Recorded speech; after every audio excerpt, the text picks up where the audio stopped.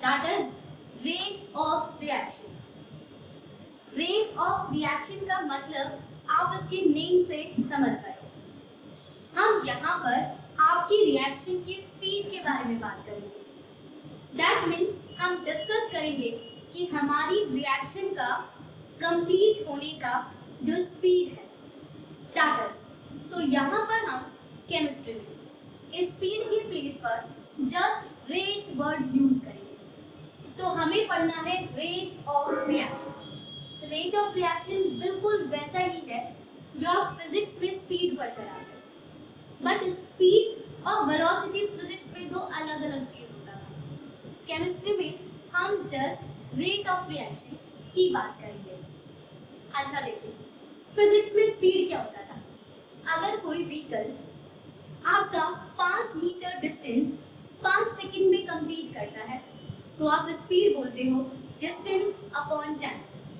तो डिस्टेंस हुआ 5 metre, time हुआ 5 सेकंड, तो आप बोलोगे स्पीड है 1 मीटर पर सेकंड। तो आप स्पीड में डिस्कस करते हो कि कितना डिस्टेंस कितने टाइम में ट्रेवल हो रहा है, राइट। हम स्पीड से यही समझते हैं ना कि हम कितने ड्यूरेशन को कितने डिस्टेंस को कितने ड्यूरेशन में कंप्लीट करते हैं। अगर हम सेम ड्यूरेशन सेम डिस्टेंस को कम ड्यूरेशन में कंप्लीट करते हैं तो स्पीड ज्यादा हो जाती है। अगर आप उसी डिस्टेंस को ज्यादा ड्यूरेशन में कंप्लीट करते हो तो आपकी स्पीड क्या हो जाती है, कम। सेम पॉइंट हमारा रेट ऑफ रिएक्शन में, बट रेट ऑफ रिएक्शन में डिस्टेंस थोड़ी होगा। रेट ऑफ रिएक्शन में क्या होगा, कंसंट्रेशन। आप यहाँ पर कंसंट्रेशन की बात करते हो। एग्जांपल लेते हैं, हमने 1 kg आयरन लेकर रखा। हम यहाँ पर केजी की बात नहीं करेंगे, हम यहाँ पे कंसंट्रेशन की बात करेंगे। आपने कुछ आयरन लिया, अब वो धीरे धीरे धीरे रस्ट में कन्वर्ट हो रहा था, उसका कोरोजन हो रहा था। तो हमारा आयरन किसमें कन्वर्ट होता जा रहा है, रस्ट में। तो आपके आयरन का कंसंट्रेशन घटता जा रहा है एंड रस्ट का कंसंट्रेशन बढ़ता जा रहा है। कोई भी रिएक्शन ऐसे ही होती है ना, हमारा जो रिएक्टेंट होता है, आपका रिएक्शन का जो रिएक्टेंट है उसका concentration time to time decrease होगा, लेकिन जो हमारा प्रोडक्ट बनता जा रहा है टाइम टू टाइम उसका कंसंट्रेशन इंक्रीज होता जाएगा। तो रेट ऑफ रिएक्शन में हम चेंज ऑफ कंसंट्रेशन की बात कर रहे हैं। अब वो कंसंट्रेशन आपके रिएक्टेंट भी हो सकता है, प्रोडक्ट भी। हम रिएक्टेंट के चेंज कंसंट्रेशन पर बात करेंगे या प्रोडक्ट का चेंज कंसंट्रेशन पर बात करेंगे पर विद टाइम, राइट। जब आप स्पीड की बात करते हो तो डिवाइड में टाइम लेते हो, रेट ऑफ रिएक्शन में भी हम डिवाइड में टाइम लेते हो, बट स्पीड में डिस्टेंस और यहाँ पर कंसंट्रेशन। तो आपको समझ आया रेट ऑफ रिएक्शन में हम क्या बात करेंगे। रेट ऑफ रिएक्शन में हम बात करेंगे कि किस स्पीड से मेरा रिएक्टेंट डिक्रीज हो रहा है या किस स्पीड से मेरा प्रोडक्ट इंक्रीज हो रहा है। हर रिएक्शन में रिएक्टेंट घटता ही है ना एंड प्रोडक्ट इंक्रीज ही होता है। एग्जांपल, आप मिल्क को कर्ड में कन्वर्ट करना चाहते हो। स्टार्टिंग में मिल्क का कंसंट्रेशन फुल एंड कर्ड का कंसंट्रेशन 0। जैसे जैसे मिल्क कर्ड में कन्वर्ट होगा आपका मिल्क का कंसंट्रेशन डिक्रीज होगा एंड कर्ड का कंसंट्रेशन इंक्रीज। एंड फाइनली जब रिएक्शन खत्म होगी तो मिल्क 0 कंसंट्रेशन पर होगा एंड कर्ड 100% कंसंट्रेशन। तो केमिस्ट्री में हर रिएक्शन में रिएक्टेंट की कंसंट्रेशन डिक्रीज होगी एंड प्रोडक्ट की कंसंट्रेशन इंक्रीज होगी। तो सीधी सी बात है कि जब भी कोई रिएक्शन होगी कंसंट्रेशन चेंज होगा टाइम के साथ साथ। तो कंसंट्रेशन टाइम के साथ साथ किस रेट पे घट रहा है या बढ़ रहा है, that is your rate of reaction. तो रेट ऑफ रिएक्शन की अब एक डेफिनेशन देख लेते हैं। Rate of reaction is the change in concentration of any one of the reactant और product. Rate of reaction change in concentration है। अब किसी का भी कोई एक रिएक्टेंट या कोई एक प्रोडक्ट, कभी कभी ऐसा होता है ना रिएक्शन में एक से ज्यादा रिएक्टेंट होते हैं एंड प्रोडक्ट भी एक से ज्यादा बनते हैं। तो हम किसी एक रिएक्टेंट पर भी बात कर सकते हैं प्रोडक्ट पर भी बात कर सकते हैं। आपको रेट ऑफ रिएक्शन में सारे रिएक्टेंट या सारे प्रोडक्ट पे वर्क नहीं करना है। किसी एक रिएक्टेंट का चेंज इन कंसंट्रेशन और किसी एक प्रोडक्ट का change in concentration per unit time, इसे नहीं भूलना है। Change in concentration per unit time is rate of reaction. अगर मैं आपको इसे मैथमेटिकली राइट करके समझाऊं तो देखिए क्या होगा। अभी हम कोई एक रिएक्शन एज्यूम करते हैं। एज्यूम करो मेरा कोई रिएक्टेंट था जो किसमें कन्वर्ट हो गया, प्रोडक्ट में, राइट, किसी टी टाइम पर, राइट। मैंने एज्यूम किया एट t1 टाइम पर रिएक्शन स्टार्ट हो चुकी थी और रिएक्शन स्टार्ट होके कुछ टाइम बीत गया। एंड कितना टाइम, एज्यूम करो t1 सेकंड स्पेंड हो गए। तो हमारा जो रिएक्टेंट है, एज्यूम कर लो इस t1 टाइम पर उसकी जो कंसंट्रेशन है वो R1 है एंड इस t1 टाइम पर हमारी प्रोडक्ट की जो कंसंट्रेशन है वो P1 है। अगर आप मुझसे इनिशियली पूछते ना, बिल्कुल इनिशियली जब रिएक्शन स्टार्ट होने वाली थी, जस्ट तब आपका रिएक्टेंट फुल अमाउंट में होता एंड आपका प्रोडक्ट का कंसंट्रेशन 0 होता। याद रखना, इनिशियली प्रोडक्ट 0 होता है। भाई आपने रिएक्शन स्टार्ट ही नहीं की है, प्रोडक्ट बन कैसे गया? प्रोडक्ट तो तब बनेगा ना जब रिएक्शन होगी। तो इनिशियली प्रोडक्ट का कंसंट्रेशन 0 होगा। तो t1 सेकंड पर मैंने मान लिया कि मेरे रिएक्टेंट का कंसंट्रेशन R1 एंड प्रोडक्ट का कंसंट्रेशन P1 है। अब आफ्टर t2 सेकंड फिर से कुछ टाइम बीत गया, तो फिर से कुछ टाइम स्पेंड होने के बाद अब मैंने एज्यूम कर लिया कि मेरा टाइम t2 सेकंड हो गया। अब आप देखो, क्योंकि टाइम हमेशा इंक्रीज होता है, टाइम थोड़ी डिक्रीज होगा। आप उसे पढ़ रहे हो तो टाइम बढ़ रहा है, टाइम कभी घटता नहीं है। तो t1 सेकंड से टाइम इंक्रीज होकर t2 हो गया, तो मेरे रिएक्टेंट की कंसंट्रेशन कुछ तो चेंज हुई होगी ना। एंड चेंज मतलब याद रखना, रिएक्टेंट की कंसंट्रेशन सिर्फ और सिर्फ डिक्रीज हो गई। आप भाई रिएक्शन करा रहे हो, आपका रिएक्टेंट प्रोडक्ट में बदल रहा है तो ही तो रिएक्शन हो रही है ना। रिएक्शन होने का नहीं मतलब है कि धीरे धीरे रिएक्टेंट प्रोडक्ट में बदले। अगर ऐसा नहीं हो रहा तो रिएक्शन ही नहीं है, राइट। तो रिएक्टेंट का अमाउंट धीरे धीरे कम होगा। तो मैंने मान लिया कि t2 टाइम पर मेरे रिएक्टेंट की कंसंट्रेशन R2 हो गई। याद रखना R2 R1 से कम है। एंड इस t2 सेकंड पर मेरे प्रोडक्ट की कंसंट्रेशन P2 हो गई। अब P2 P1 के कंपेयर में कम होगा या ज्यादा होगा? ऑब्वियसली P2 तो ज्यादा होगा। रिएक्टेंट प्रोडक्ट में चेंज हो रहा है तो रिएक्टेंट घट रहा है बट प्रोडक्ट इंक्रीज हो रहा है। सो P2 is greater than P1। तो इस तरह से हमने देखा कि एक रिएक्शन थी जिसमें रिएक्टेंट प्रोडक्ट में कन्वर्ट हो रहे थे। किसी पर्टिकुलर टाइम मैंने मान लिया t1 सेकंड पर रिएक्टेंट की कंसंट्रेशन R1 एंड प्रोडक्ट की कंसंट्रेशन P1। t2 सेकंड के बाद मैंने मान लिया रिएक्टेंट का कंसंट्रेशन R2 एंड प्रोडक्ट का कंसंट्रेशन R2 हो गया। तो हमारा जो रेट ऑफ रिएक्शन है वो क्या होगा, आपको वो देखना है। Mathematical expression of rate of reaction, that is change in concentration of any one of reactant or product. So change in concentration, right? क्या आएगा? Change in concentration. अब पहले मैं rate of reaction को reactant के बिहाफ पर समझाती हूँ। पहले हम reactant किस स्पीड में घट रहा है उसके बिहाफ पर बात करते हैं कि रेट ऑफ रिएक्शन क्या होगा। So change in concentration of reactant, right, upon change in time, या बोल सकते हो कि कितना टाइम हुआ है, राइट। या फिर अगर आप रेट ऑफ रिएक्शन को प्रोडक्ट की फॉर्म में देना चाहते हो तो हम वो भी दे सकते हैं, that is change in concentration of product. अब हम प्रोडक्ट की concentration upon change in time की बात करेंगे। तो देखिए आप चेंज कैसे निकालते हो, मैं बोलूं ये जो मेरा मार्कर है, एज्यूम करो ऐसे ही कि ये 1 मीटर का था, मैंने इसे स्ट्रेच करके 2 मीटर का कर दिया, तो चेंज इन लेंथ बताओ। तो आप final length minus initial length करेंगे। हम हमेशा ऐसे ही चेंज निकालते हैं ना, final value minus initial value. तो हम चेंज इन कंसंट्रेशन भी ऐसे ही करेंगे। कैसे करोगे? आप राइट करोगे final concentration minus initial concentration upon final time minus initial time, right? ऐसे ही change in concentration of product, final product का concentration, initial concentration, final time minus initial time.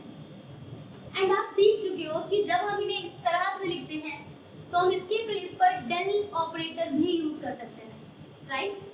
तो मैं राइट करूंगी rate of reaction equals to change in concentration of reactant upon change in time.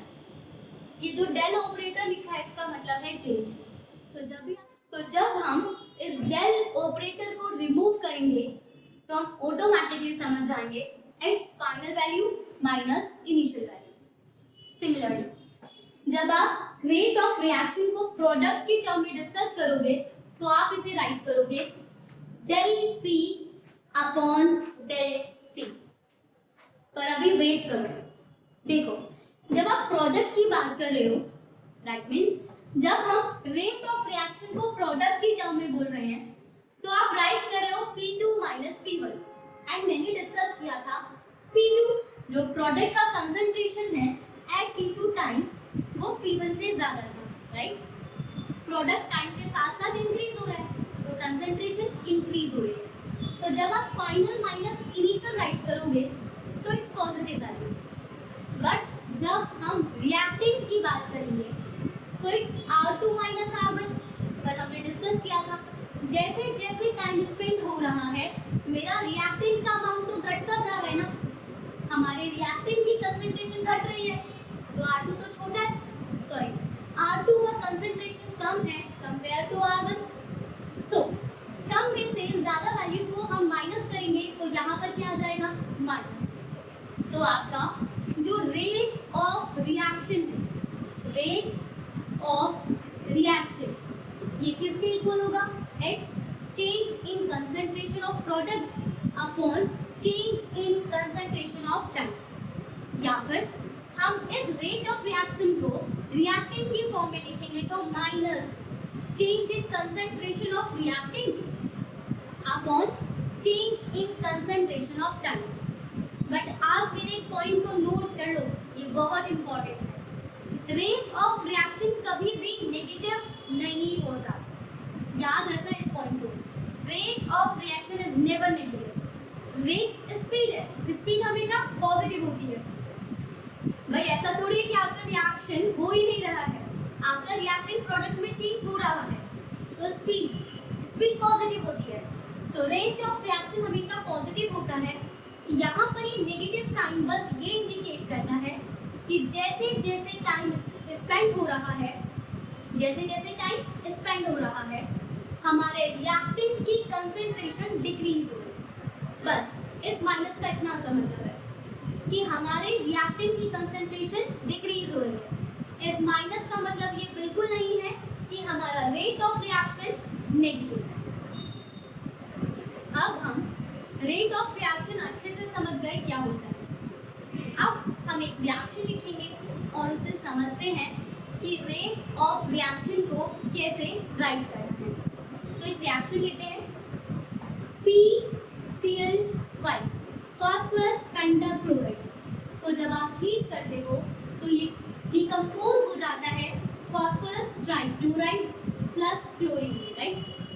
तो ये मैंने आपको एक रिएक्शन दी है और आपको इस रिएक्शन का रेट ऑफ रिएक्शन राइट करना है। अब देखिए हम रेट ऑफ रिएक्शन को रिएक्टेंट की टर्म में भी लिख सकते हैं एंड प्रोडक्ट की टर्म में भी। यहाँ पर मेरे पास सिर्फ एक ही रिएक्टेंट है बट 2 प्रोडक्ट। तो कौन से प्रोडक्ट की फॉर्म में लिखें? हम दोनों प्रोडक्ट की फॉर्म में लिखेंगे। रेट ऑफ रिएक्शन को मैं इससे भी कैलकुलेट कर सकती हूँ, रेट ऑफ रिएक्शन को हम PCl3 से भी निकाल सकते हैं एंड रेट ऑफ रिएक्शन को हम क्लोरीन से भी निकाल सकते हैं।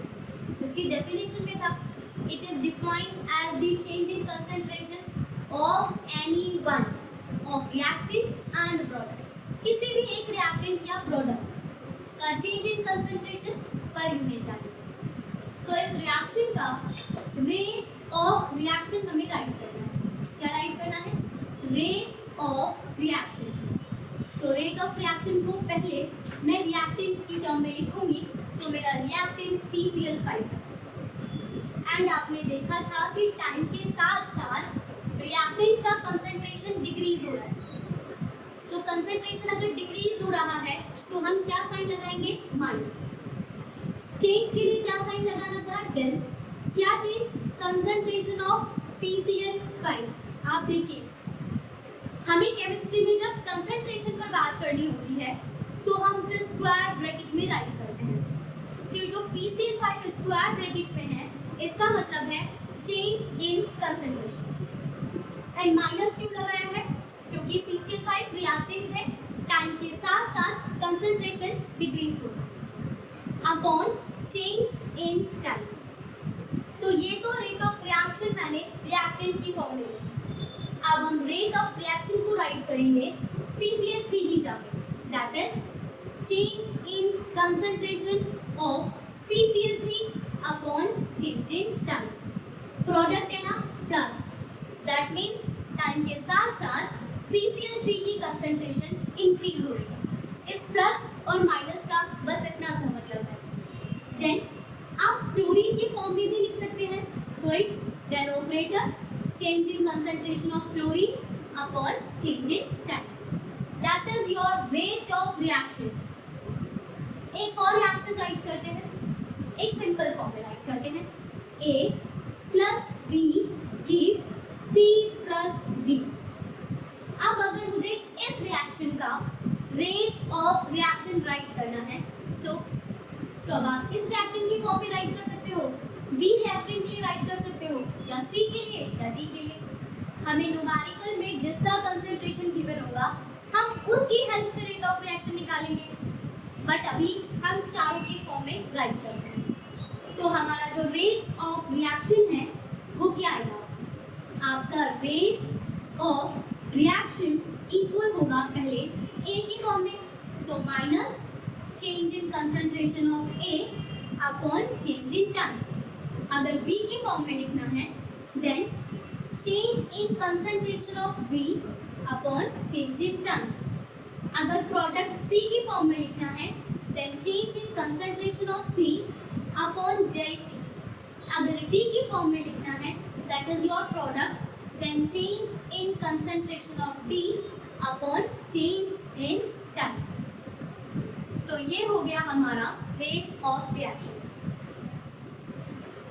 ये रेट ऑफ रिएक्शन एक सिंपल रिएक्शन है। अगर हम एक ऐसी रिएक्शन लें जिसमें आपके अगर यहाँ पर A, यहाँ पर कोई भी नंबर B, यहाँ पर C और D आ जाए, मैं आपको एक एग्जांपल देती हूँ। अगर मैं N2 नाइट्रोजन को रिएक्ट कराऊँ हाइड्रोजन से तो हमें मिलता है अमोनिया, राइट।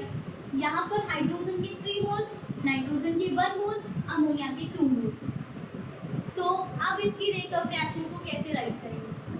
तो आपके पास रिएक्टेंट की जितनी भी मोल्स हैं हम उन्हें 1 अपॉन डिवाइड में राइट करेंगे। जैसे कि अब इस रिएक्शन का रेट ऑफ रिएक्शन होगा -1 upon A del change in concentration of A upon change in time. Similarly अगर B की फॉर्म में रेट ऑफ रिएक्शन रिप्रेजेंट करना है then it becomes 1 upon B into में। C की फॉर्म में रेट ऑफ रिएक्शन रिप्रेजेंट करना है then 1 upon C del C upon del T। अगर आपको D की फॉर्म में राइट करना है so it become 1 upon D। अब देखिए, जैसे मैं आपको क्वेश्चन देती हूँ, ये अमोनिया बनाने का हैबर प्रोसेस है और इस रिएक्शन का रेट ऑफ रिएक्शन आप मुझे अमोनिया के टर्म्स में राइट करके दो। तो आप क्या राइट करोगे? आप राइट करोगे रेट ऑफ रिएक्शन इक्वल होगा अमोनिया, प्रोडक्ट है तो प्लस का साइन, अमोनिया के 2 मोल्स है सो 1 upon 2 change in concentration of ammonia upon change in time. तो अमोनिया बनाने के हैबर प्रोसेस रिएक्शन का rate of reaction in terms of ammonia ये रहा। तो आपको समझ आया रेट ऑफ रिएक्शन क्या होता है, हम उसे कैसे रिप्रेजेंट करते हैं। अब डिस्कस करते हैं रेट ऑफ रिएक्शन का यूनिट। मैं आपको बताऊं, रेट ऑफ रिएक्शन को हम दो फॉर्म्स में रिप्रेजेंट करते हैं। जैसे आपने फिजिक्स में पढ़ा था, स्पीड दो टाइप की थी, एक एवरेज स्पीड और एक इंस्टेंटेनियस स्पीड। सिमिलरली हमारा रेट ऑफ रिएक्शन भी है। तो उन दो टाइप के रेट ऑफ रिएक्शन को हम नेक्स्ट वीडियो में डिस्कस करेंगे और साथ में कुछ न्यूमेरिकल्स करेंगे इस टॉपिक पे। तो अभी डिस्कस करते हैं unit of rate of reaction. तो उसके लिए हम यही रिएक्शन लेते हैं, आपका PCl5 gives PCl3/Cl2। बहुत सिंपल है आपका रेट ऑफ रिएक्शन, बहुत सिंपल। मुझे क्या बताना है, यूनिट। अब इसका यूनिट बताना है, किसका, unit of rate of reaction. चल पहले रेट ऑफ रिएक्शन राइट करेंगे। अगर PCl की फॉर्म में, that is change in concentration of PCl5 upon change in time, right. Unit की बात करनी है, यूनिट की बात करते हैं। हमारा unit of rate of reaction क्या होगा, that is change in concentration of reactant, that means change in concentration. तो यहाँ पर आपको कंसंट्रेशन की यूनिट लिखनी है। कंसंट्रेशन की यूनिट मोल पर लीटर, याद है ना आपको, कंसंट्रेशन की यूनिट मोल पर लीटर, तो it become mole per litre. Time की यूनिट अगर स्टैंडर्डली बोलूं तो सेकेंड, तो unit of rate of reaction क्या आएगा, मोल लीटर -1 सेकेंड -1। अगर आपका टाइम मिनट में है तो मोल पर लीटर अपॉन मिनट, अगर आपका टाइम आवर्स में है तो मोल पर लीटर अपॉन आवर। तो आपकी रेट ऑफ रिएक्शन की यूनिट सिंपल क्या है, कंसंट्रेशन की unit that is mole per litre upon time की unit that is second minute hour, जो भी न्यूमेरिकल में होगा।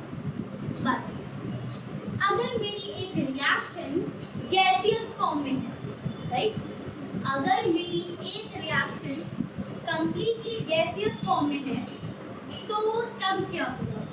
अगर गैसियस फॉर्म में है तो मेरी रिएक्शन जो हमारी गैस है वो Pv = nRT लॉ को ओबे करेगी। अगर मेरा कोई रिएक्शन गैसियस फॉर्म में है तो वो इस रिएक्शन को ओबे करता है, आपको पता है। देन प्रेशर किसके इक्वल होगा, N/V RT। बट क्या N/V कंसंट्रेशन नहीं होता, होता है ना। कंसंट्रेशन क्या होता है, मोल अपॉन वॉल्यूम। अगर मैं कंसंट्रेशन को C से रिप्रेजेंट कर दूं तो आप देखो ये क्या है, कंसंट्रेशन, R क्या है, गैस कांस्टेंट, कांस्टेंट वैल्यू।